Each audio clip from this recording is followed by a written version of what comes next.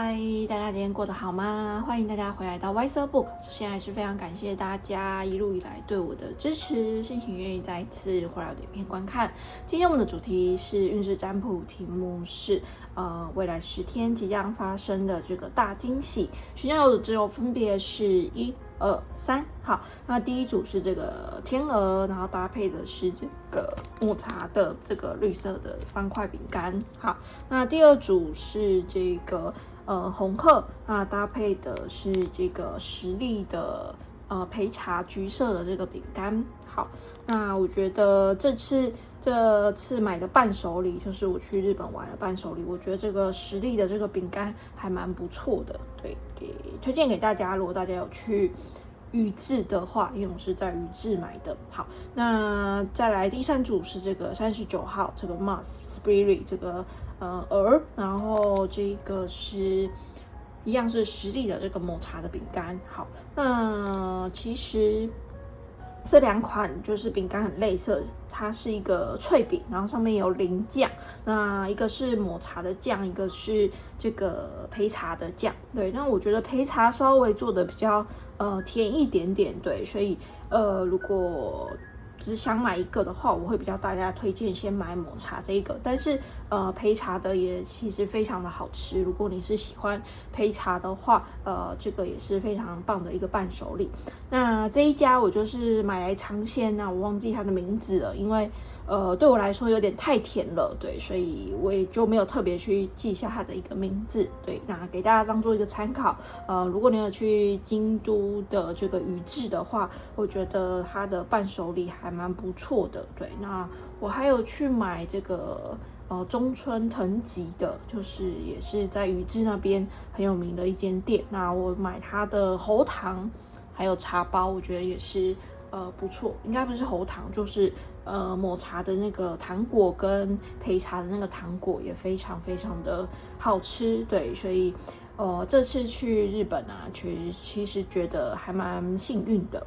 好，那等一下在前言再跟大家分享。那如果你对我的前言没有兴趣的话，因为可能就是随意跟大家聊聊天，你都可以直接跳下方说明栏，直接去看你所选择的这个选项听解牌就可以了。好，那今天就在前言就先跟大家分享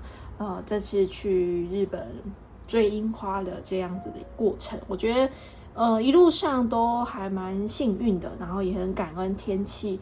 都非常非常好，就去大概6、7天，只有1天的晚上有下雨，那其他都是晴天或者是没有下雨的一个情形，对，所以算是非常非常的一个幸运。然后去的一个时间点，我觉得算是满开的一个状态。那最后1、2天，我觉得稍微可以发现樱花已经开始慢慢有了绿叶，对，当然还是蛮美的，但是我觉得有绿叶长出来，稍微就是没有这么样的一个漂亮了，对，所以如果大家明年有想要去追樱花的话，或者是未来有想要去日本追樱花的话，我觉得那个时间点真的要抓得非常的一个准确，对，因为太早的话，可能就只有树枝、花苞，那其实就看不到任何的一个粉红色的东西，对，或者是这个花朵。那如果太晚去的话，可能你就看到绿叶跟花一起，在那个画面里面，所以也不会觉得特别的一个漂亮，就会变得比较杂乱一点点，对，所以那个时间点真的是。可能也不是认真挑可以挑得到的，对，因为可能要看那一年的一个气候，对，所以我只能说，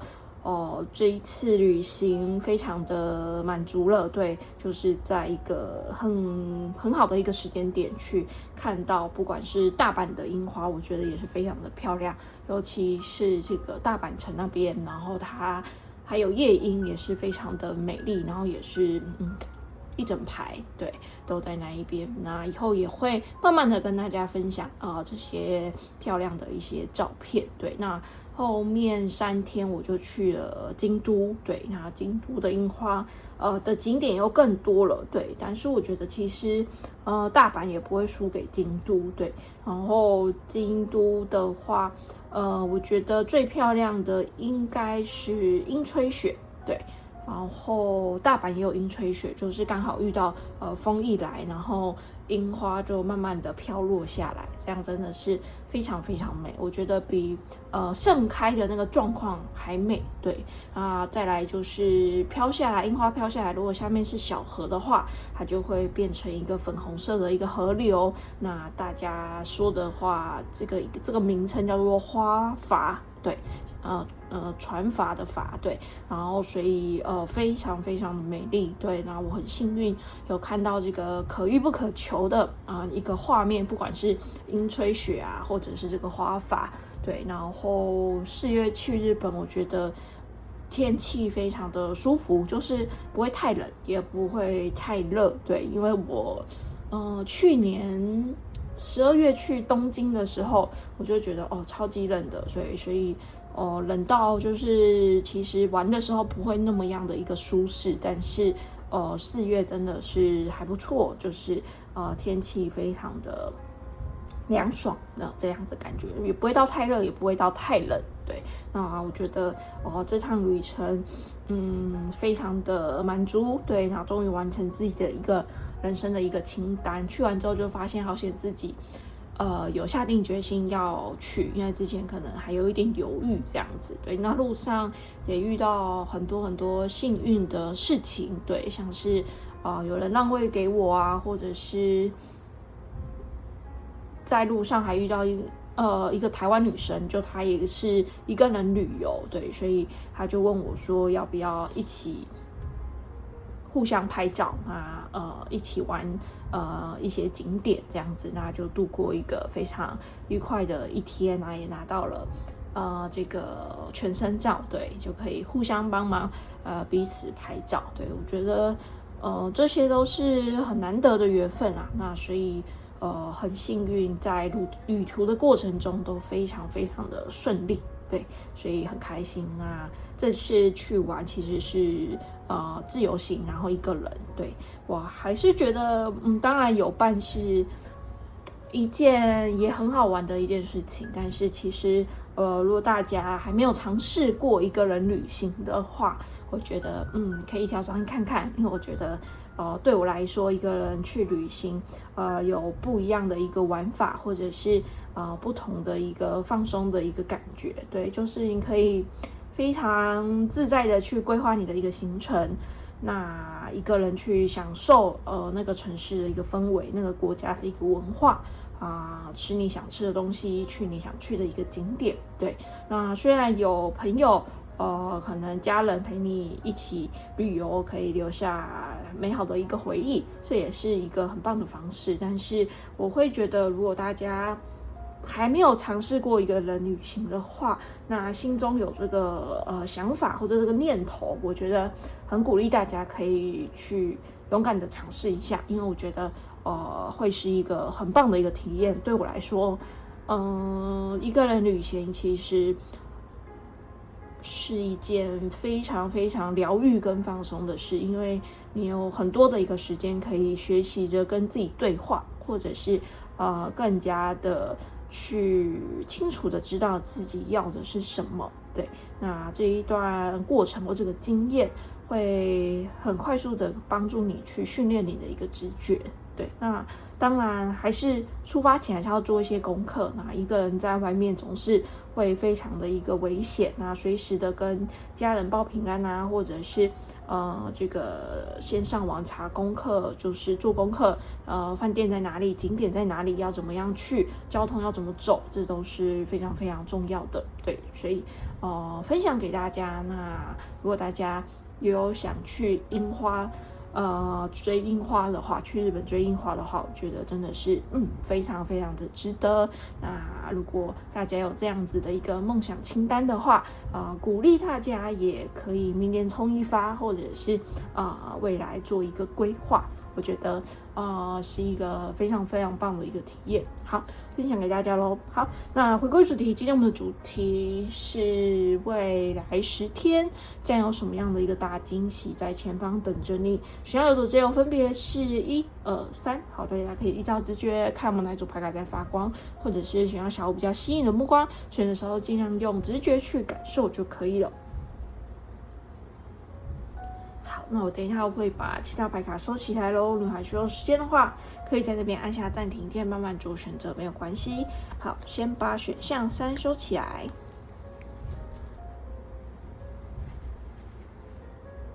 再把选项2收起来。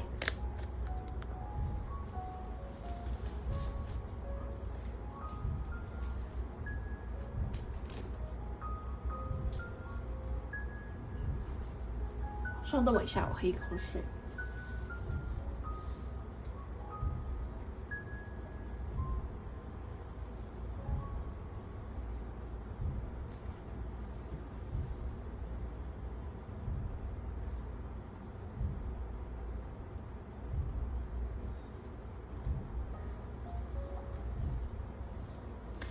嗨，第一祝大家今天过得好吗？欢迎大家回来到歪色不可。那先预祝大家周末愉快。今天你抽到的是这个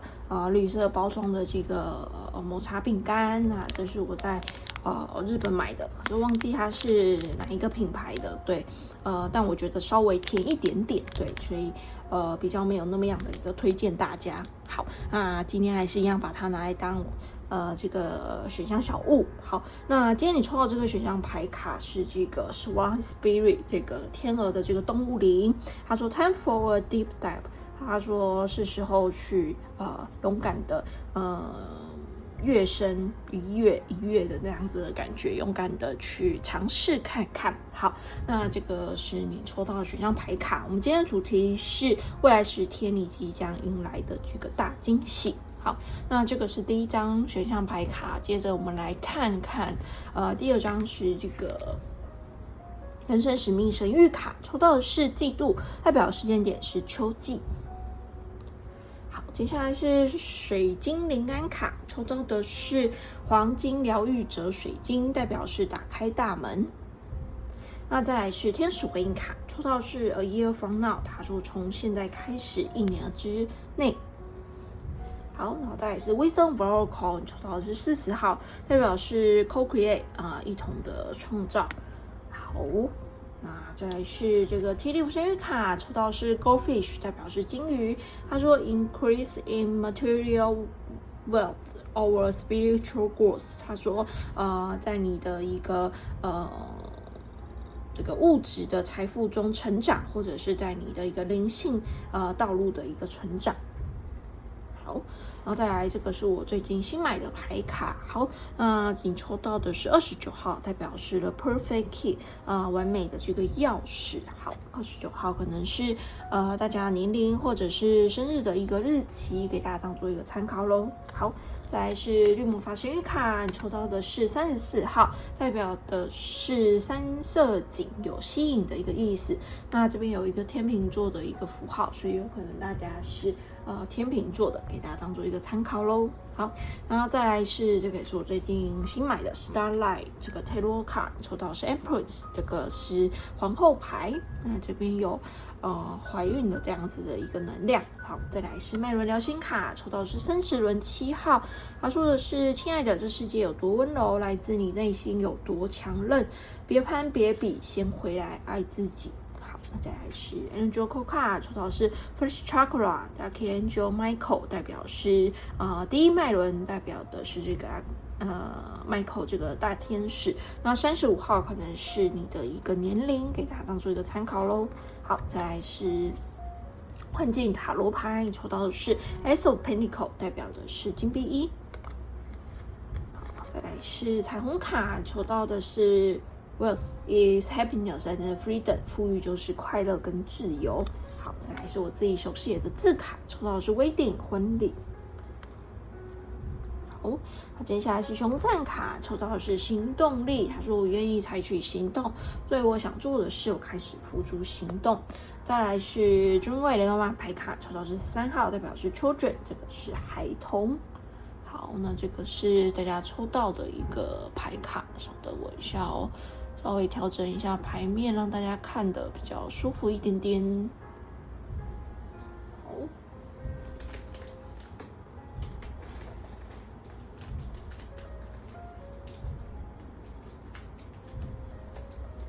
好，那第一组的大家，从牌面上看来，我觉得大家未来10天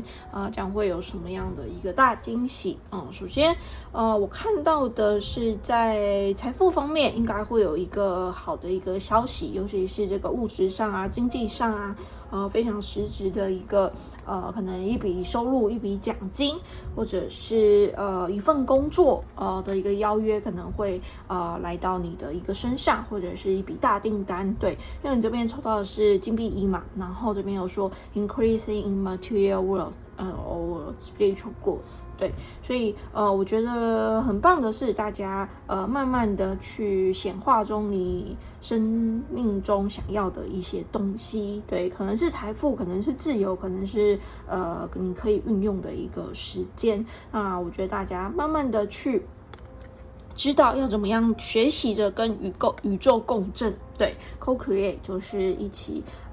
跟宇宙同频共振，然后去用这个吸引力法则去创造、去显化你所要的一个人生。我觉得这个是从这个牌面上可以看得出来的。所以大家不管是在经济上啊，或者是在可能感情上，或者是其他的一个地方，你会觉得自己往自己想要过的一个生活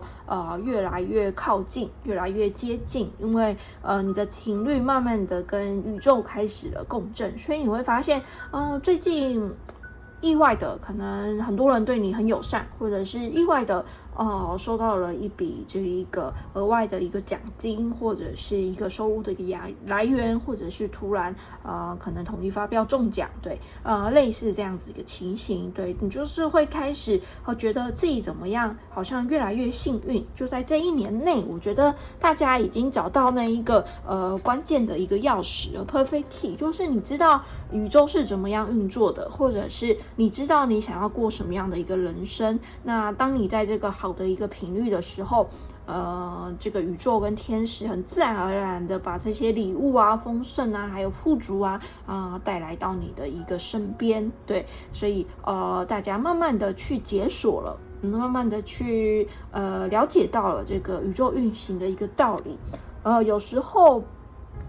其实很多的一个事物啊，它是一件事，然后引诱另外一个事件的一个发生。譬如说我想表达的是，有时候你可能是不自觉，或者是自然而然的去做一个你认为应该做的一个事情，可能是对某一个人的一个支持、鼓励的一个话，或者是突然送他一个礼物。对，那你可能觉得他现在正在低潮中，或者是他现在非常的焦虑，或者是情况比较不太好。对，那你想要送一个礼物，或者是写一个卡片啊，或者是陪他出去吃个饭啊，那让他心情好转起来。那在那一个当下，这个人可能因为在他的一个低谷，所以他会记下来，他就是会觉得你曾经帮助过他。当然你也不是为了要得到什么，或者是去获取什么回报，你只是觉得这个人需要帮助，那我现在有余力，我现在有时间，我现在有这个多余的这个经济物质，那其实对你来说可能不会造成很大的一个负担，可能就是送一盒饼干啊，或者是请他吃一顿饭啊，对，或者是陪他聊聊天啊，对，那这些不管是什么样形式的一个支持，那可是对这个人来说，他可能已经在溺水的一个状况，就是他其实可能接近濒临崩溃的一个边缘。那你做了这件事，其实对他来说是一个莫大的一个帮助，对。但你可能会想，没有啊，这就是一个举手之劳，或者是你觉得你身为朋友、身为家人、身为伴侣应该要做的一件事情。那等到他康复了，或者是等到他的一个状况变好了，他会非常感恩你当下为他做的这件事情。他会觉得你当初怎么会这么样的善良，或者是这么样的有心去帮你做这件事情，或是送我这个一盒饼干，或者是鼓励我从这个低潮中走出来。对，那他反而用另外一种方式，可能他有多的什么样的一个资源去回馈你。对，你可能觉得他手上有一个免费的电影票，那他就说那这个送你，那个电影票他可能是很贵的，可能一个音乐剧啊，或者是一个这个机票啊，对，那他可能没有使用到，对，所以他就送给你了，对，那造成一个其实是很好的一个善的一个循环。对，那我想告诉大家的是，大家已经知道这个宇宙运行的一个道理，有时候你成为他人的一个奇迹，那他人也会成为你的一个奇迹，宇宙就是这样子去运作的。对，所以当你愿意去散播爱，还有散播一个正向的一个能量，那你的这些善意，你的这些好的一个种下的好的一个因果，会慢慢的回报到你的一个身上。对，那这个就是吸引力法则。对，就是当你自己的一个状况非常好的时候，你的这个爱跟光是可以影响到你旁边的人的。那旁边的人可能因为你的这个光跟爱得到了一个救赎，或者是得到了一个改变、突破，甚至是激励，对，鼓舞人心的这样子的一个感觉。因为他会觉得看到你这样，他觉得你做得到，那或许我也可以做得跟你一样的快乐，一样的开心，一样的丰盛，一样的一个富足。对，那就有点像是你先成为了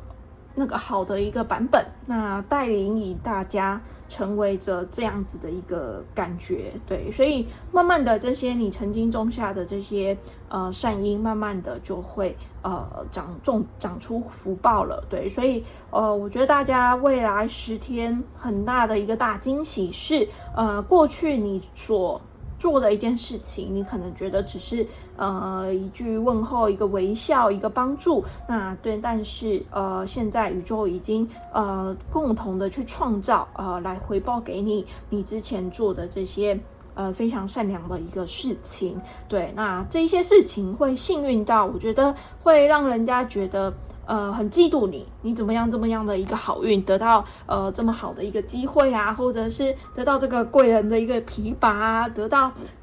这么好的一个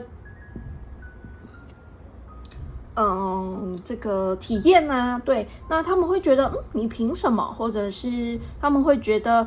为什么这个好运就落在你的一个身上？对啊，为什么不给别人？对，那其实都是一直以来你的一个善良，还有你所做的一个事，慢慢的回流到你的一个身上了。对，那这个是我想告诉大家的。对，大家其实应该也已经知道了，就是这个宇宙运行的一个奥秘。当你有这个钥匙之后，你就可以打开这个丰盛啊、富足的一个大门，透过吸引力来显化你所想要的一个生活，你所想要过的一个状态。对，所以大家是会非常非常的耀眼的，就像这个天鹅一样，是给人非常非常舒服的感觉，是非常耀眼、非常漂亮的。对，那你已经知道了要怎么样去享受这个生活，去过你的一个人生了。对 ，Time for a deep dive。所以我觉得大家已经深知了这个宇宙运行的一个道理，那你会活得像皇后一样，非常的优雅，非常的自在，非常的丰盛跟富足。对，你不用担心经济的一个来源，因为你知道宇宙跟天使会源源不绝的一个提供给你，因为你正在做可能是你自己的一个天赋啊，散播一些爱啊，还有光啊，那慢慢的让更多的人知道，他们也是有他们自己的一个天赋的。那这样子的一个善因，这样子的一个种下的一个种子，会回报非常大的一个回报到你的一个身上，让你的生活也变得非常的富足，非常的一个丰盛。好，那这个是我想跟大家分享的。对，那我觉得大家如果遇到有人嫉妒你啊，或者是看到你过得这么好，觉得嫉妒、羡慕、恨，对，那也就不用理他们，因为他不知道其实你们默默的其实做了很多的一个功课，对。那你要达到这样子的一个频率，你要了解这样子的一个宇宙运行的一个道理，其实是你吃了很多的亏，其实是你跌了很多次的一个跤，你才知道人生最重要的是什么，你应该要怎么样对待你身边的一个人，才是最重要的一个事情。对，所以并不是说这些丰盛、这些富足是天上平白无故掉下来给你的一个礼物，而是大家透过了学习跟成长，还有跨越你的一个课题，所达到的一个非常高频的一个频率。那这样子的一个频率，让你吸引好的事物来到你的一个身边。那你也不是为了得到这个回报而去做这件事情，而是你觉得这个就是应该做的。身为朋友，身为家人，身为伴侣，你觉得当你的朋友啊，当你的家人啊正在受苦的时候，你稍微可以给他们的一点扶持跟支持，对。但是你的当下那个动作，其实对他们来说是莫大的一个帮助，只是你当下可能不知道。那当他们有能力去回报你，或者是回馈你的时候，你会发现这个回报比你想象来的还要大，甚至是出乎你意料之外。你会觉得我之前做的这个小事情没有什么啊，对。但是其实并不是每个人都愿意去释放出这个善意跟伸出这双手的，对。所以大家不用愧疚，或者是不用觉得不好意思去收下这个丰盛，或者是也不用管别人怎么想，怎么会想说你怎么那么幸运啊，那你怎么会这么好运啊？那其实他们不知道你背后做了多少的一个功课，甚至是做了多少的一个善事。我觉得这个是这一组的牌卡抽到的一个整体的一个能量。好，那再来一个大惊喜，就是如果大家有想要怀孕的话，应该会有蛮好的一个消息，因为你有抽到这个皇后牌，这边是怀孕的一个图案，那还有一个 children 这个小孩，所以如果在备孕努力备孕的一个大家，然后最近应该会听到一个好消息。好，那再来就是还有一个小消息，应该是或许大家最近会收到求婚啊，或者是结婚啊这样子的一个好消息，可能是参加婚礼，或者是你自己要举办婚礼，这样子的一个状况，或者是你被你的一个伴侣求婚，对，那这个就是突如其来的一个意外，也不是意外，一个惊喜，就是可能你也还没觉得你的伴侣想跟你结婚，但可能在未来的10天，他突然就跟你求婚了，或者是突然跟你讨论有关未来的一个生活的一个方式，或者是未来想要住哪里啊，或者是希望婚礼要怎么样办啊，或者在哪里办啊，或者是是要公证呢，还是在怎么样，就是在讨论一些细节。那也或许在未来的一个10天，你会参加一场婚礼。好，那这个是我整体收到的一个能量，所以很棒，就是大家把自己的功课做好了，那去散播你的一个光和爱，去造福你身边周围的一个人，那这样子好的一个能量会与宇宙共同的一个创造，那更多的一个丰盛，更多的爱，更多的一个富足，还有自由跟快乐会慢慢的涌入大家的一个生活之中。努力也不是努力，就是靠大家的一个吸引力，靠大家的一个显化能力，我相信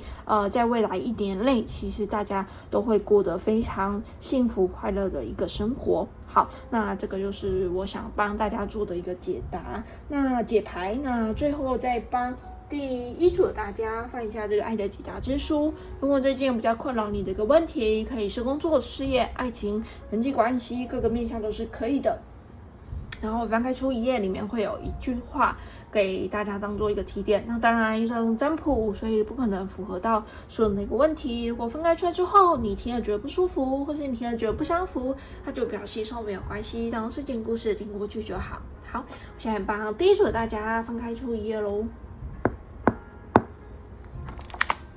抽到的是 Turn your way into it， 运用你的魅力吧。Turn your way into it， 运用你的魅力吧。好，那就要送给大家喽。如果你听了觉得不舒服，或者你听了觉得不相符，那就表示说没有关系，当睡前故事听过去就好。好，非常感谢大家聆听到现在，如果不嫌弃的话，希望大家可以帮我按赞、留言或是订阅。不想要错过我新影片的话，也可以开启下方的小铃铛，这样子我新影片的话 ，YouTube 就会通知你们。那希望大家可以动动手指帮我个赞啊，或是留个言，因为现在影片真的还蛮多的，非常需要大家的一个支持。你们按赞、留言或是订阅，都是给我非常非常大的一个动力，继续拍摄类似影片提供给大家。那WeSoBook塔罗频道也有开放会员的一个制度，会员主要分3个阶级，主要分初级、中级跟高级，都分别想要不同的一个福利，在下方说明栏里面都有更详细的一个介绍。好，那最后还是非常感谢老朋友一路以来对我的支持，谢谢愿意再次回来我的影片观看，很开心能够透过这个频道认识大家，也希望能够让更多的人认识塔罗牌跟神谕卡，而不仅仅只是把它们当做算命啊迷信的一个工具，其实它是一个很好去认识自己的一个工具跟媒介。好，透过塔罗占卜，你将会更加的了解自己，将会知道自己一直以来在压抑的一个情绪是什么。为什么我听到这句话会有想哭的情绪？为什么我听到这段话会有那么大的一个情绪的一个起伏？那其实都是宇宙跟天使正在透过的影片传递一些讯息给你，把你的一个心打开，你会发现宇宙跟天使的一个祝福无处不在。好，那我们今天白到这边咯，祝福大家都有美好的一天，我们下次见咯，拜拜。好，第一组结束哦，感谢大家聆听。如果不嫌弃的话，希望大家可以帮我按赞、留言或是订阅。不想要错过新影片的话，也可以开启下方的小铃铛哦。嗨，第二组的大家今天过好吗？今天你抽到这个选项小物是这个实力的这个橘色的这个焙茶饼干，那我觉得这是我从日本带回来的这个伴手礼，我觉得这一款饼干还蛮好吃的。如果大家有去这个日本的京都，对，京都的这个宇治的话，我觉得大家可以去买买看。好，那是一个蛮好吃的一个饼干。好，那你抽到选项牌卡是这个26号，代表是 Flamingo Spirit， 代表是这个红鹤的这个动物灵。他说的是 Embrace the in between， 去拥抱那个过渡期。好，那我们今天解主题是这个未来10天你即将迎来的这个大惊喜。好，我们再来看看第2张咯。再来是熊赞卡，抽到的是金钱吸引力，我能轻易的吸引金钱，财富会以最佳的方式来到我的身边。好，然后再来是我最近新买的牌卡，抽到的是这个 Eva， 代表的是这个稍微比较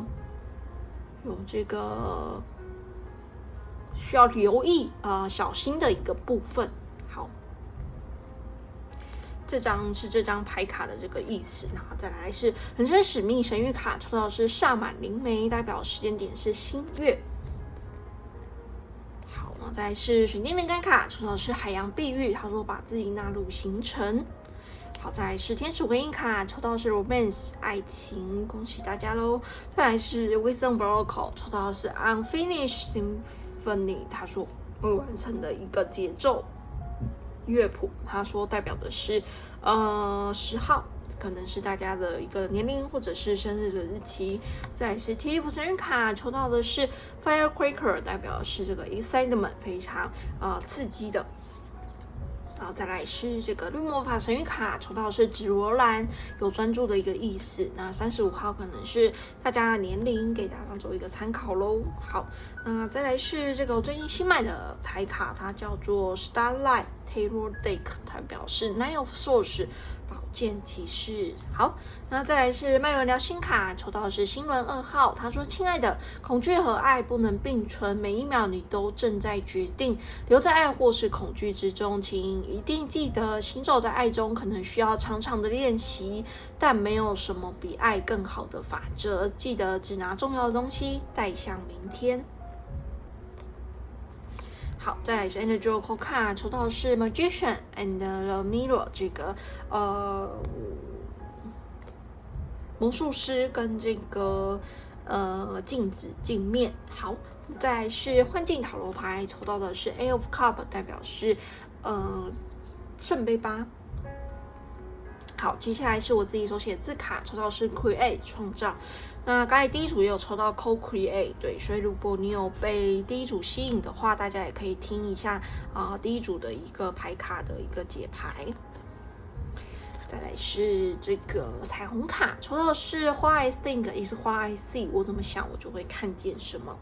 再来是这个Dreamway雷诺曼牌卡，抽到的是 Cloud， 代表是这个云雾，然后代表是6号，可能是大家生日的日期。好，稍等我一下哦，稍微调整一下牌面，让大家看得比较舒服一点点。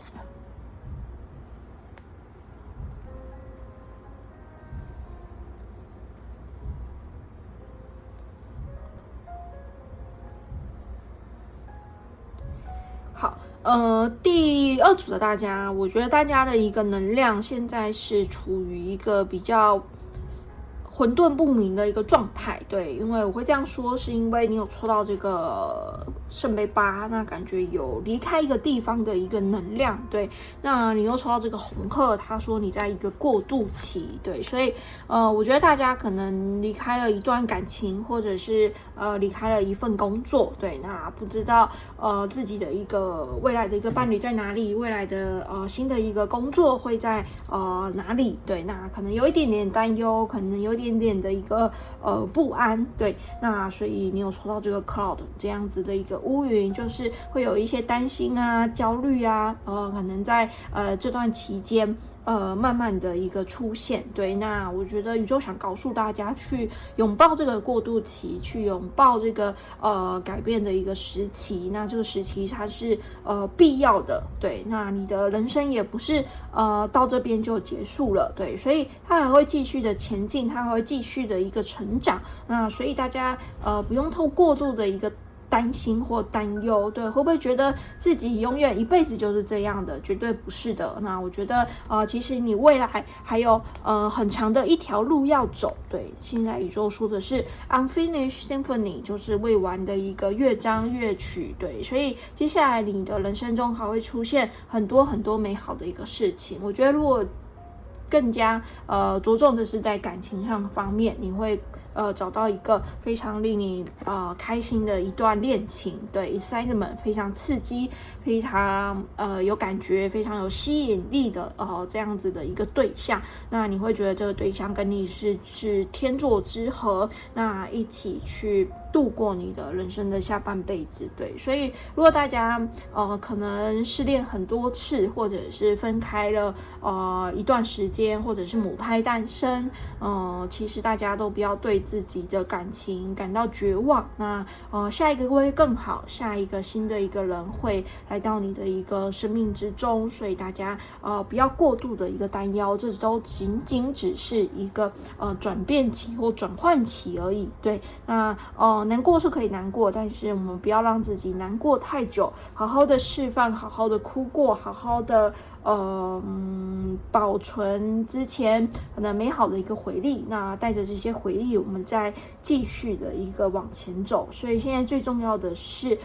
把时间跟精力专注在自己的一个身上，把自己纳入行程，好好的照顾自己，好好的爱自己，对，当你一个人的时候，你也可以把生活过得非常非常的好，并不是一定要有一个伴侣来完整你的一个人生，或者是好像没有伴侣的话，好像这个人生就不完整，并不是这样的。那在这个单身的一个日子，你也可以把自己过得非常的丰富，对，可以把自己行程安排的非常非常的满，可能是跟朋友聚餐啊，可能是排一个你喜欢的一个课程啊，可能是去学插花，可能是去看一个电影啊，可能是为自己安排一个人的一个旅行啊，对，所以不一定什么事都要两个人一起做，或者是不一定什么事你都需要有伴侣去陪着你，就算一个人，其实都有你值得去享受的一个过程。好，那这个是我体验到的一个能量。好，那再来还有一个能量，我觉得也蛮明显的是，在未来10天，我觉得大家会处于在一个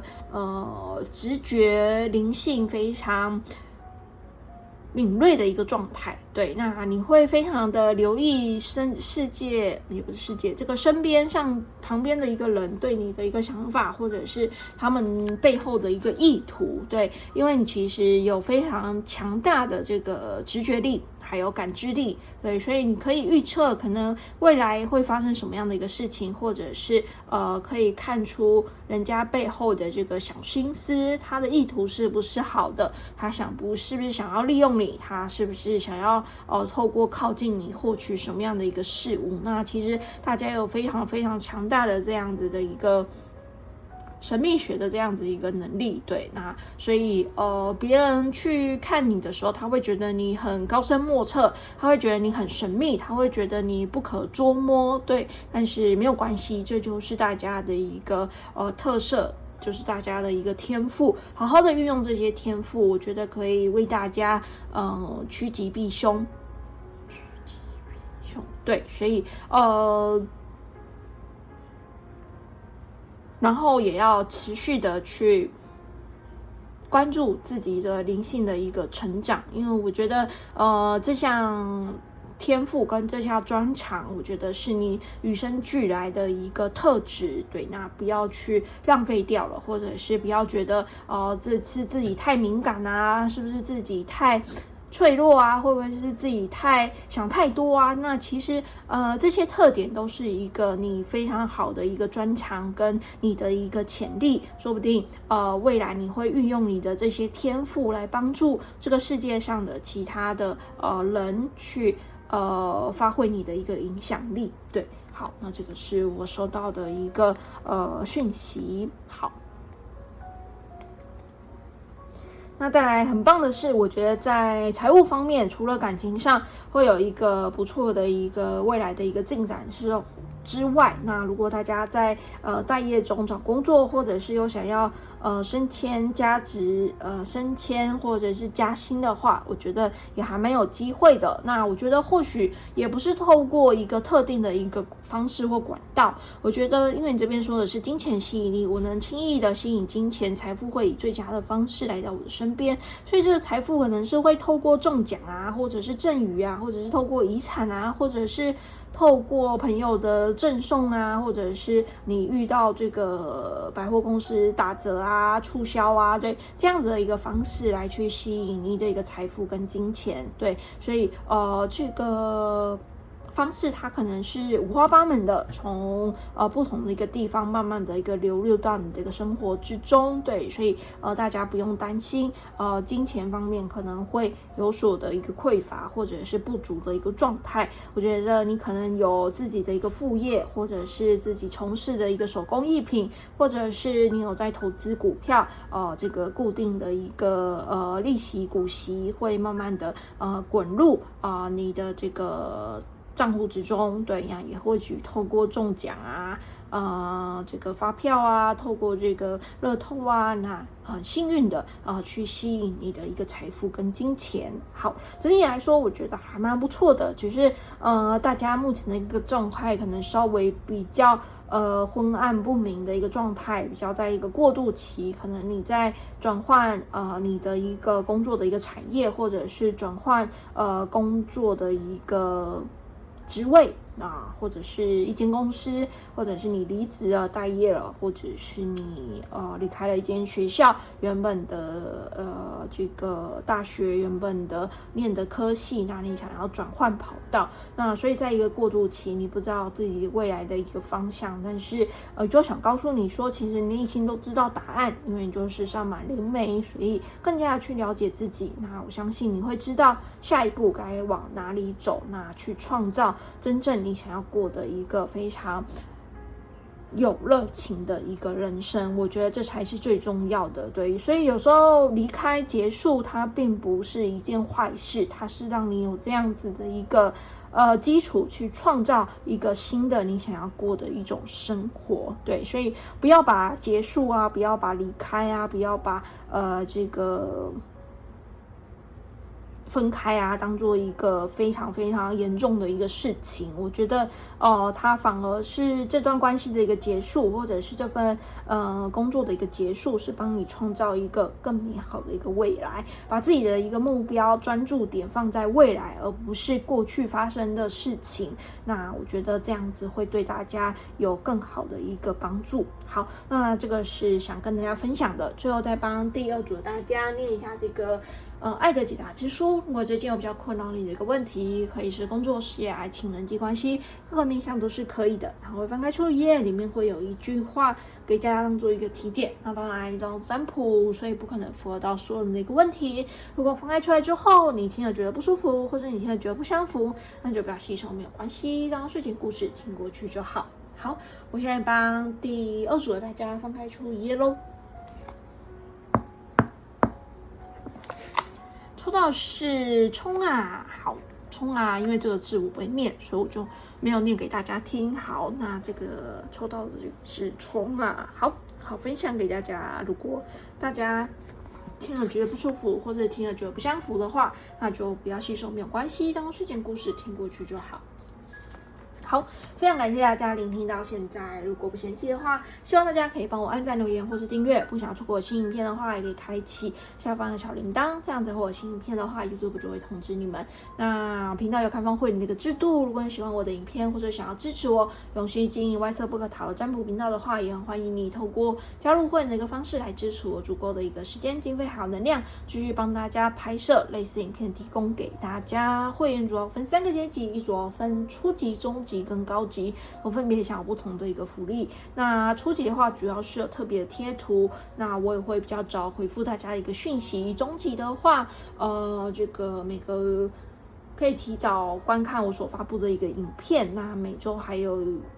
一次的这样子大众的一个运势的一个预测。好，那高级的魔法师的话，主要是每个月还有一次塔罗树洞的一个占卜服务。那不管是初级、中级跟高级，现在都享有这个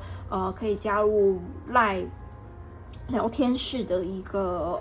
这个机会。对，那只要你是成为频道的会员，那可以加入YSBOOK的这个 LINE 的一个聊天室，那它是匿名的，然后我不定期的会在里面分享一些可能最近看的书籍啊，或者是拍到的一些美丽的一个照片啊，一些小花小草，那来疗愈大家生活中的一些可能不顺心或不愉快，对，看到了可能会觉得心情好一点，或者是得到一些压力的一个释放，那提供这样子的一个平台给大家，那帮助大家度过一些低潮跟难关。好，那今天我手上戴的手环也是我自己制作的手工的一个手金手环，如果你喜欢的话，也可以到我的虾皮卖场走走逛逛哦。好，那最后还是非常感谢老朋友一路以来对我的支持。如果你是新朋友的话，也很欢迎你加入我的一个频道。希望透过这个频道可以让更多人认识塔罗牌跟神谕卡。那我觉得还蛮重要的是，大家要找到一个适合自己的一个频道。对，那如果你听了我的频道的影片觉得不是很舒服，或者是觉得在胡说八道，对，那其实没关系，你就按下关掉，然后离开，去选择一个更适合你的，对，因为可能频率不一样，或者是时间点还不对，所以大家没办法接收这些讯息，对。那我觉得，当你听到这个影片，会觉得心有戚戚焉，或者是当你有一些收获的时候，慢慢的，你自然而然就会去相信影片所说的这些内容，对。那如果实际一点不到，或者是这一个我说的一个东西可能对不上你的一个频率的话，那也没关系，就慢慢的离开就可以了。对，那如果有喜欢的话，那当然可以留下来继续在我的频道里面观看。我的频道里面还有非常多部的一个影片啊，欢迎大家自行的一个取用。那可能在影片中的某一段话或者是某一句话会对你有一个很大的一个提醒或帮助。对，因为有时候宇宙跟天使就是透过这些影片来提点一些事情给大家。那只要你把你的一个心打开的话，其实你会接收很多很多的一个指引，还有很多很多的一个暗示啊。所以把你的一个心打开，你会发现宇宙跟天使的一个祝福无处不在。好，那我们今天就到这边喽，祝福大家都有美好的一天，我们下次见喽。拜拜。好，这个组结束喽，感谢大家的聆听。如果不嫌弃的话，希望大家可以帮我按赞、留言或者订阅。不想要错过新影片的话，也可以开启下方的小铃铛，这样子我新影片的话 ，YouTube 就会通知你们哦。感谢大家的一个支持。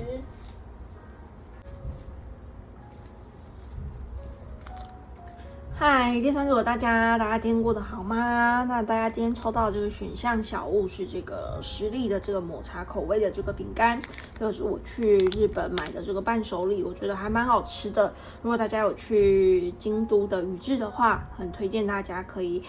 买这个伴手礼饼干带回台湾。好，那我们今天主题是运势占卜，题目是未来10天你即将迎来的这个大惊喜。你抽到的这个选项牌卡是这个 Moth Spirit， 代表是这个鹅，那数字是39号，代表的是 Surrender Now， 去臣服于当下。好，我们来看第二张是这个熊战卡，抽到的是安全稳定。我是安全的，我能稳定且安心的在此时此刻，并感觉到受到保护。好，再来是我最近新买的牌卡，今天抽到的是 Seven， 7号，代表是 Pure Nature， 代表是这个纯洁的这个大自然。非常漂亮的一张牌卡。接下来是这个人生使命神谕卡，抽到的是自我，代表时间点是4个月。再来是水晶灵感卡，抽到的是太阳石，代表是乐在其中。再来是天使回应卡，抽到的是 You are ready， 你已经准备好了。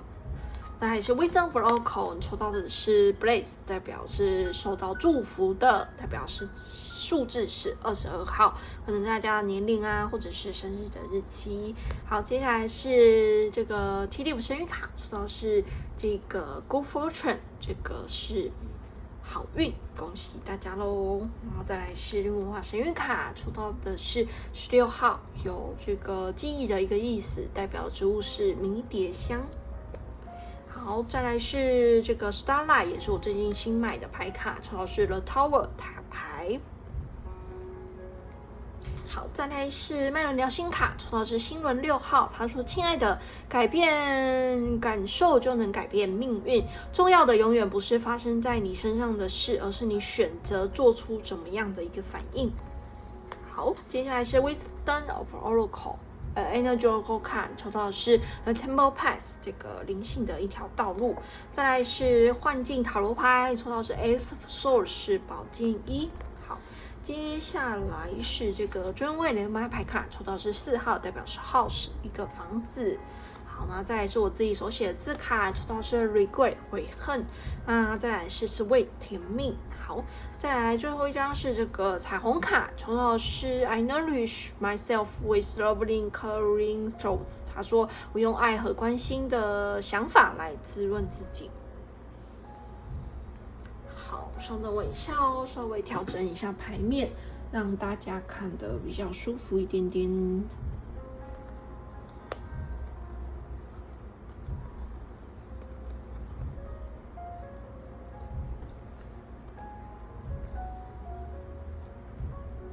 好，第三组的大家，我觉得最近你生活可能发生了一个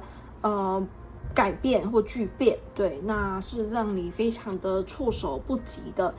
可能是身体健康出了一些小状况，或者是在工作上被调动的职位，或者是转换部门或者是有想要转职，或者是待业离职的一个情况，对或者是遇到这个分开分手的这样子的一个情形，对，所以对你来说，现在其实过得可能有点的辛苦，甚至是有点的一个不知道自己的一个未来该往哪里走，那也不知道为什么自己会遇到这样子的一个状况有点担忧。好，那我觉得大家很重要的是，对，就好好的把自己调整好，对，因为我觉得这句话还蛮重要的，送给大家。他说：“亲爱的，改变感受就能改变命运。重要的永远不是发生在你身上的事，而是你选择做出什么样的一个反应。”对，那如果大家遇到了，比如说身体状况出了问题，应该去想，我有什么方式可以去改善，让我的健康变得好，而不是持续的一个恶化。可能是早睡早起，可能是定时定量可能是少吃甜的，可能是少吃炸的，可能是少喝酒。对，那这些疾病的一个出现，其实都在提醒着你的一个生活方式可能出了一些问题。对，可能并不是太过的一个健康，所以这些疾病是来提醒你的。好，那也或者是你可能在面临一个职涯的一个转换。对，那这个改变其实是为了让你去发挥你的一个天赋。对，所以大家不要把结束大家不要把改变把它想得很恐怖，或者是很害怕，好像自己永远都会是这样子的，绝对不是的。那大家还会继续的往前进。那这样子的一个过渡期，在这样子的一个转换期，是一个很好的一个时间来去面对自己，来去跟自己对话，来去更了解自己，你所想要的到底是什么？什么样的一段伴侣的关系？什么样的一个工作的一个内容？什么样的一间文化的一个公司？对，那或者是什么样的一个健康的一个生活的一个模式？对，那这个是大家要去问问自己的。这是大家心中才有你自己真正的一个答案的，不是听你父母亲说，不是听你的上司说，不是听你的主管说，不是听你的朋友说，而是你要问自己想要过什么样的一个生活，而是你要问自己，我应该要做些什么来改变我现在的一个状态。对，如果你什么都不改变，你还是维持了跟以前一样的一个做法，一样的一个方式，那你的生活就是会维持一样的一个状态。如果你不满意现在的一个生活，其实你要做的就是把它打掉重练，你就是把它结束，再重新的一个创造新的事物来到你这个生命之中。所以你必须臣服于当下。其实你内心可能已经知道这段关系不适合你，这份工作不适合你，或者是这样的一个生活模式是不健康的，但是你并没有勇于去改变，你并没有勇于去突破，你还是维持在原来的一个现状。那这样子的状态，其实你也不会开心。对，所以不要再去后悔，不要再去悔恨为什么自己当初做了这个决定。那我们要做的是勇敢的去止损。对，就不要让自己的一个沉没成本变得越来越大了。对，他就是一个不对的人，对，他就是一间不好的一间公司。对，这个不是一份我想要的一个职业，但是你有没有敢于去把这些沉没成本吸收，而不让这些沉没成本再继续的消耗你，再继续的影响你，再继续的让你过着你并不想要过的一种生活。对，所以我觉得这个是宇宙给你的一个提醒，一个机会，让你去重新去检视你的一个人生。这个方向是你要的吗？这个人是你喜欢的吗？这种生活方式是你所想要的吗？那当你想清楚了，当你更加的了解自己，认识自己的时候，这个答案自然而然的，就像这个大自然会有春夏秋冬，那你会有低潮，你也会慢慢的一个成长，会变得越来越好，这是一个自然的一个循环。所以当你遇到了这些问题，遇到了这些挫折，遇到了这个风暴，遇到这个塔牌，这个地震，这个突如其来的这个意外，其实是让你去面对自己，让你去看见自己，让你清楚的去学着跟自己对话。当你跟自己对话的时候，这个答案才是你真正需要前往的一个方向。那这个答案不是占卜老师说的，这个答案不是算命师说的，这个答案不是你的父母亲说的，而是你的心告诉你的。你的心知道你应该要往哪里去，你应该要做什么样的一个决定，你的下一步该往哪里走，你的心都知道，只是你不愿意去看见，只是你不愿意去认识自己，只是你懒得花时间去了解自己。对，那很容易当我们去听别人的话的时候，是一件很容易的一件事，因为你不用思考，你不用去想这是对还是错。我的爸爸妈妈叫我选一份公务员的一个工作，对，因为最安全最安稳。你有去想过这个真的是对的吗？这个真的适合你吗？这个真的对你的未来是好的吗？你没有去想，你就去做了，那当然很轻松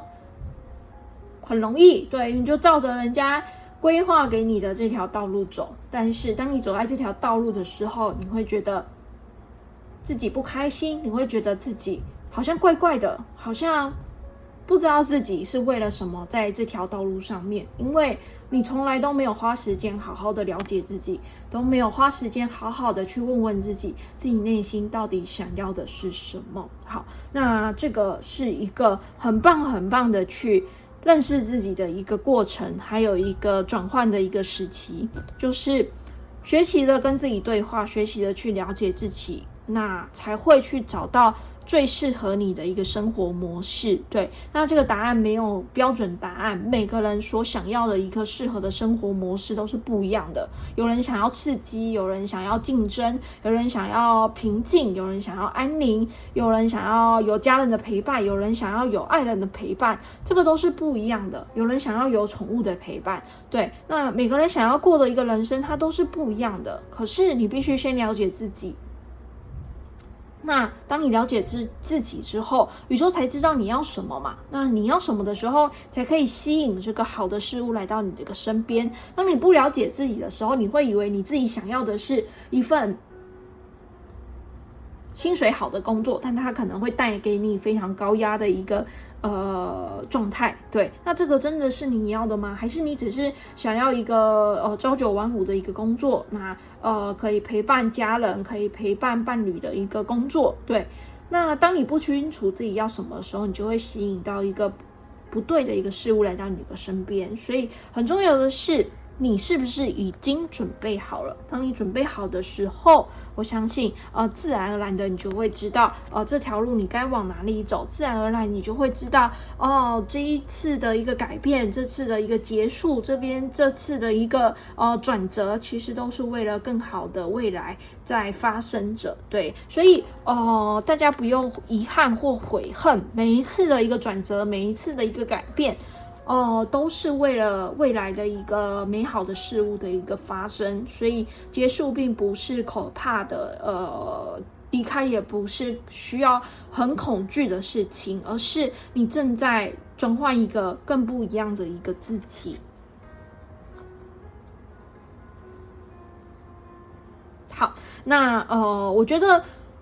当你在看过去的时候，试着把好的一些回忆记忆留下来，但是不要去懊悔或悔恨当初自己为什么没有做什么样的一个决定，而是应该抬起头来继续的一个往前走，去寻找一个真正适合你的一个未来。其实当初你会做的那些决定，这都是已经注定好了，所以不要再花时间去懊悔悔恨遗憾你其实现在就可以创造你自己的一个未来。那也不要去苛责这个过去的一个自己，因为当时的你可能太过年轻，可能不够成熟，可能不够有经验，所以不知道最好的一个答案。对，但是你所做的决定已经是当时最好的一个答案了，那不能用现在的一个自己来去苛责过去的一个自己。我觉得这个是宇宙一直很想要提醒大家的。那接下来当你去了解自己，认识自己的所有很多很幸运的事情然后你会发现冥冥之中受到宇宙很大的一个保佑保护跟支持。对，所以当你认识自己的时候，其实都是通往这个灵性的一个道路。你会发现，更容易吸引这个好的事物来到你的一个身边。好，那最近大家如果未来10天有想要搬家，或者是有想要找房子，或者是有想要签这个租屋处的话，我觉得都是一个蛮好的一个有可能的一个机会，或者是买下一个你心目中所想要的一个目标嘛，一个标的，对，好，对，那我觉得这个会是一个蛮大的一个惊喜，可能你会突然找到一个居住点或者是住宿点非常符合你的一个期待，或者是这个房子非常符合你的一个所想要购买的一个条件，那你会非常开心的。那我相信这个合约这个过程购买的一个过程也都会非常的一个顺利，那这是额外的一个讯息给大家一个参考。那整体来说，我觉得大家很重要的是在这个过渡期好好的认识自己，了解自己，那你慢慢的就会知道宇宙跟天使指引你往哪一条道路走，那你这个道路上其实都是一直受到保护的，那也会有很多的幸运的一个事物发生。好，那这个就送给大家咯，还是要提醒大家，不管在人生中发生了什么，那我们所能做的就是面对它，那不是去怪罪为什么这件事情会发生，而是去问问自己，我当下的情况，我可以为自己做出一些什么样的一个改变。好，那这个是想要分享给大家的。最后再帮第三组大家翻一下这个爱的解答之书。如果最近有比较困扰你的一个问题，可以是工作、事业、爱情、人际关系，各个面向都是可以的。然后分开出一页，里面会有一句话给大家做一个提点。那当然用占卜，所以不可能符合到所有的一个问题。如果分开出来之后，你听了觉得不舒服，或是你听了觉得不相符，那就不要吸收，没有关系，然后睡前故事听过去就好。好，我现在帮第三组翻开出一页咯。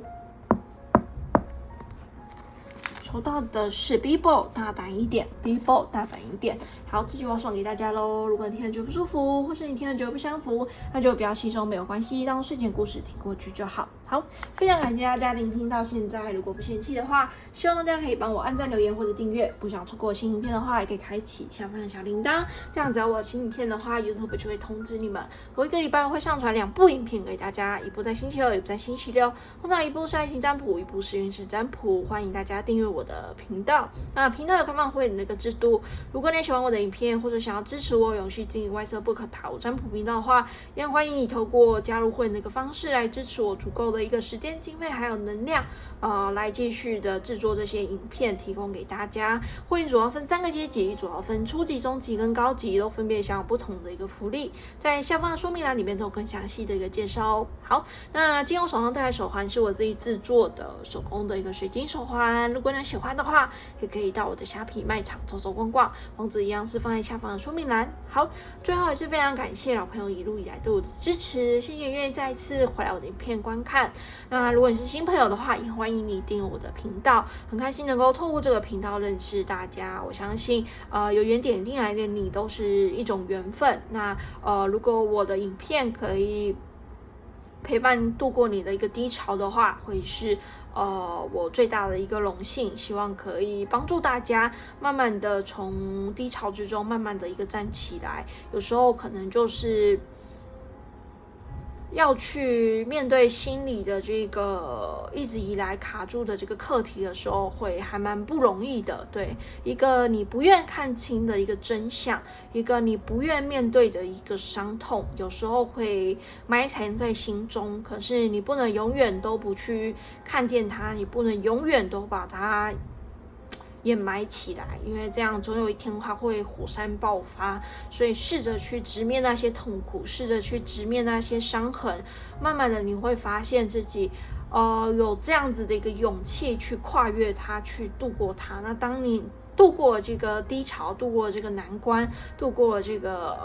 痛苦了之后，你会发现自己变得一个更加有智慧，变得更加勇敢，变得更加知道自己要什么样的一个人。好，那塔罗就是这样子的一个工具，帮助大家去认识自己，了解自己，帮助大家去释放一些